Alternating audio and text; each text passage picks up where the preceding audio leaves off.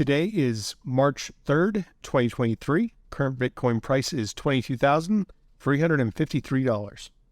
Welcome to the BitBite podcast, your source for news and information about Bitcoin and the cryptocurrency space. This podcast is meant for educational and entertainment purposes only and is not financial advice.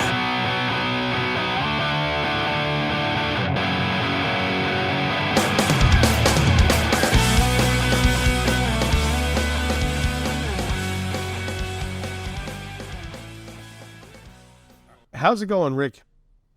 Oh, not bad. How about yourself? Oh, I'm doing okay. Survived another week. Ready for a weekend. I'm actually taking a long weekend this weekend.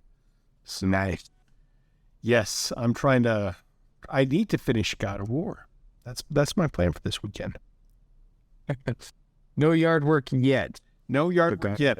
I've got to take advantage of that because that's coming.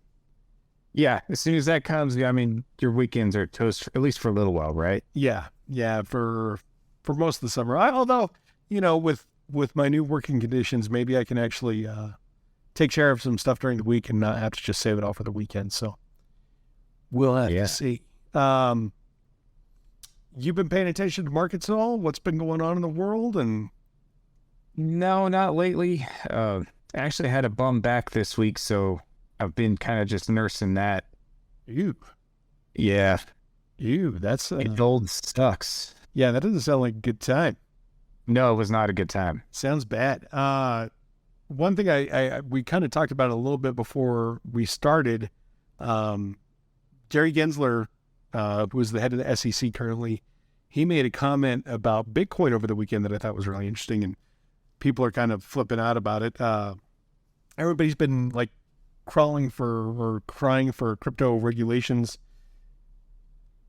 And I can't say everybody. People within, I guess, the financial industry or traditional financial markets, people from Coinbase, those types of things, they've been calling for having some sort of regulations on crypto.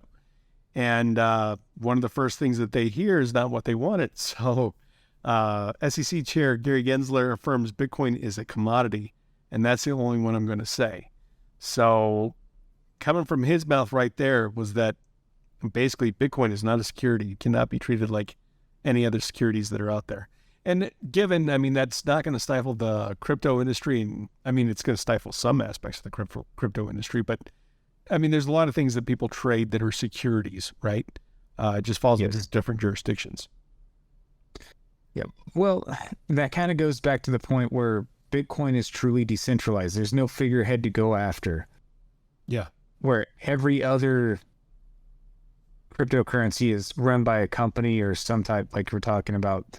And so there is people that they can actually target. Yep. Yeah. Oh yeah. The rest of them actually have like an address, right? They have a home location of some way, shape, or form that they can go and deliver papers to somebody's door and say, hey, you did things incorrectly. There's been a lot of different fights going on, especially right now. And I think it's kind of interesting, and it's something we kind of brought up earlier on this year as we've gone into 2023, and we kind of talked about it a little bit in the past in 2022. A lot of the stable coins are coming under attack. Yes. And I think the reason being is because the United States does not want to have competition against a digital dollar. No, that makes sense to me. Yeah, because there's been a lot of... So, and here's the weird thing, right? Like, digital stable coins, stable coins are meant to just stay on par with parity with a dollar. So $1 is, $1 of USD Tether is $1 of American dollars. Like, it's not supposed to go up or down. It's supposed to stay $1. Like, basically you can transfer your funds out of Bitcoin into Tether or US Binance Coin, or I think Coinbase has one from Circle that they do, where basically you'll be able to swap back and forth without having to actually go back into the American dollar, and you can transfer those within different exchanges and those types of things. But the SEC has been going after a lot of these stable coins, saying that they're securities. But the weird thing about that is that the stable coins are not meant to fluctuate. Like, you're not You're not going to get rich by buying $1 million worth of Tether. You know what I'm saying? Yeah, but you can't go broke doing that. You can. Tether's been one that's held its ground fairly well, and it's been proven to be backed this whole time. And really, it's been the longest player in the stablecoin market that we've had within the crypto industry. However, like when you look at what happened with Celsius Network, those types of things, that's bad mojo. Or like FTX. But again, they offered their own stablecoin, but they were also doing a lot of other shady stuff, right? Like they were doing staking, and they really were not backing what they had. They were basically Ponzi scheming, right? Yes. So, and definitely, like, if you put all your, you sold your Bitcoin, put it into Tether, I wouldn't recommend that for a long term. But if you felt like that day, I don't recommend keeping your money on the exchanges anyways. And we've seen that happen time and time again. So I think it's kind of interesting that they're going after all these stable coins all of a sudden. And yeah, FTX was a big part of that, but I think at the same time, they're trying to make sure that there's no competition for a digital dollar. Well, for me, yeah, I can see the government doing that. It's just on the other side of it, it's looking at trying to match value for the dollar. If you don't know what's happening behind the scenes, how can you really do that effectively? Yeah. Without eventually getting caught with your pants down. Yeah, and I can. The only way to do that is over collateralization, right? Like you've got to fund it so much more in advance than what it may be. That way, no matter what happens, you're covered. Yeah, but you'd have to have like 4 times whatever the value of the underlying asset's supposed to be in collateralization. You know what I'm saying? Like that's the only way I can see that working. Don't do it off any algorithm. You have got to have something that's truly backing it. Yep. Which is a very expensive proposition. Yeah, it is. It totally is. And then that's why I think that was one of the big things with Celsius, and as well as with, I think it was Terra Luna Classic, their stablecoin that they offered. They were trying to use an algorithm to keep everything in parity with the dollar without actually having a backing. So anyways, I just think that's kind of interesting to look at that and see where that's going to go. But we also had some other stuff that's been going on, especially with the stuff going on in the East. Russia, we know they're under heavy sanctions currently, right? Mm-hmm. They're actually working right now. A Russian bank is issuing bank guarantees in Chinese yuan using blockchain. So it sounds like they're trying to circumvent some things. Very interesting. This is, and basically from this report, they're saying that this is the first digital bank guarantee in the market, which was issued in yuan through the master chain system. Most foreign trade contracts are serviced in Chinese currency, and the demand for payment in yuan is only growing, commented Natalia Bohava, which is kind of interesting. I think we're seeing it, and I don't want to get too caught on this because we kind of talked about this beforehand, but we're seeing a big power play taking place in the East, right? Yeah. And they all... Yeah, it looks like they're trying to all circumvent the dollar somehow. Mm-hmm. Yeah. And this is all coming amid sanctions imposed by the West over its invasion of Ukraine. Russia's been considering ways to reduce its dependency on the U.S. dollar and traditional financial systems, including the use of other fiat currencies, blockchain technologies, and crypto payments to circumvent restrictions.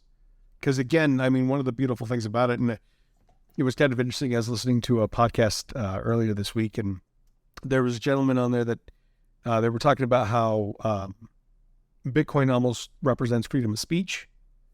And he's like, I don't understand what you mean by freedom of speech from Bitcoin. It's like, I think it's the censorship resistance aspect of it. Because if your words are your dollars, you can kind of make your voice heard by what you buy or how you spend.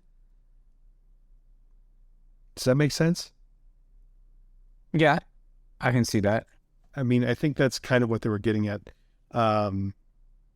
Also coming out of Russia, there was an investment fund focused on crypto mining to be created there. So there's been a lot of push within the Russian, I don't know if it's called a parliament or whatever the case may be, but they've been trying to really push forward on legalizing cryptocurrency within Russia and Bitcoin. So again, it's all to circumvent the current system and to find ways to not have to be so reliant on the US dollar and basically the Western financial system. Yep. It just seems pretty fascinating that, I mean, you can't be surprised that they're trying to do this. Yeah. So whether or not it works, we'll see.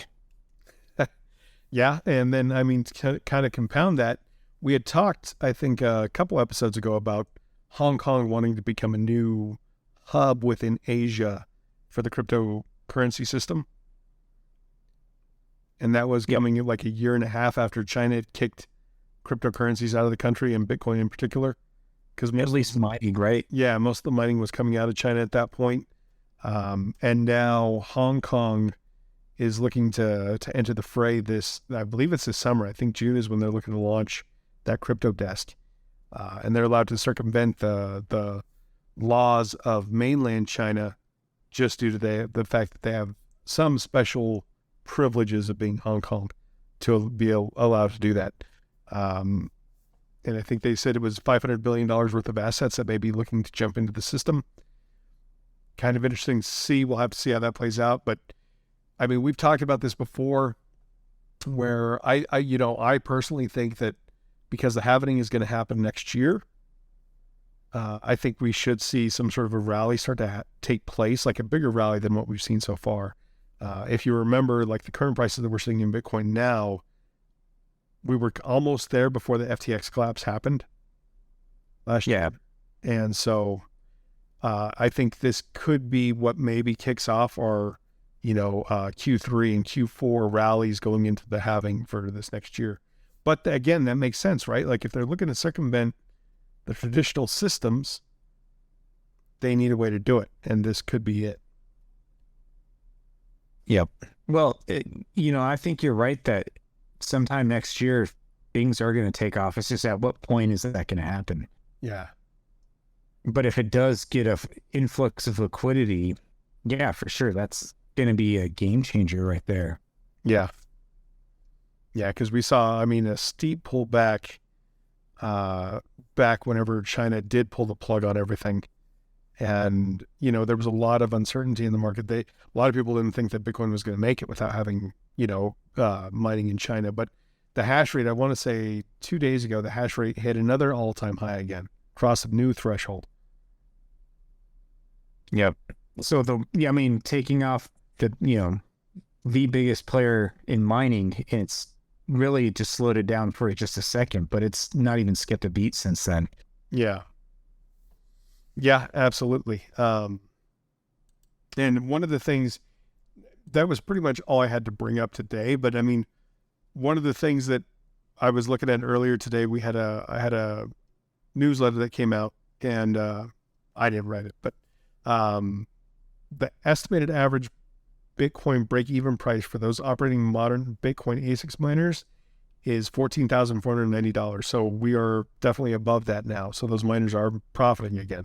There was a lot of concern about whether or not with the way the markets were doing. And I think we had talked about some publicly traded mining companies that were possibly going to declare bankruptcy, those types of things. As long as they can turn a profit, they should be able to continue on. I was going to ask, you said that it's $14,000 for the mining? Well, that's what the base price of Bitcoin needs to be in order for the miners to be able to turn a profit. For the high-end miners to turn a profit. And at what cost in electricity? So right now they're showing it at 11 kilowatts, 11 cents a kilowatt. 11 cents per kilowatt hour? Yeah. Okay. So that's what they're saying. Well, and I can't even say if that's accurate, because that's the break-even electricity rate is 11 cents per kilowatt hour.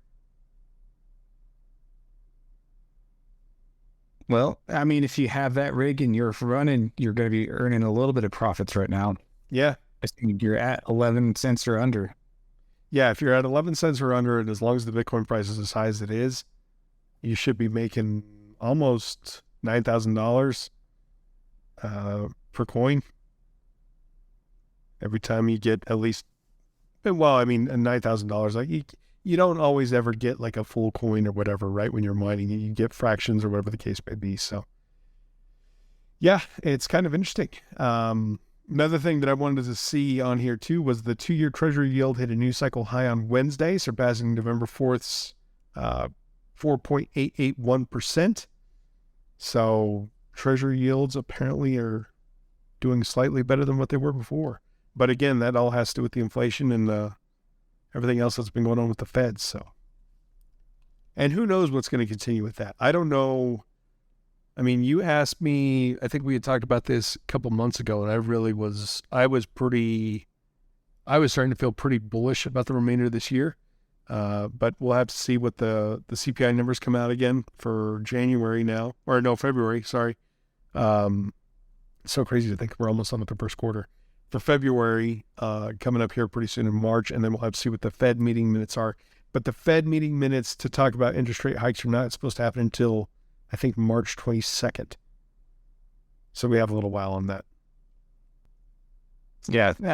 Well, all I know is the Fed is trying to give us a soft landing. I just don't know if it's actually going to happen. No, I don't either. I mean, there's a lot of macroeconomic professors out there and analysts that are saying that basically if we get above 5% for a sustained period of time, it's going to crash global economies all the way across the board. So we shall see that transitory inflation all over again. Yeah. Hey, if you believe that there was a soft landing, then you definitely believed in transitory inflation. So have fun with that. Yeah. Is there anything else you wanted to bring up tonight? I think that's it. All right. Well, thank you everyone for listening to us. We hope to continue to bring you content in the future. So we'll talk to you soon.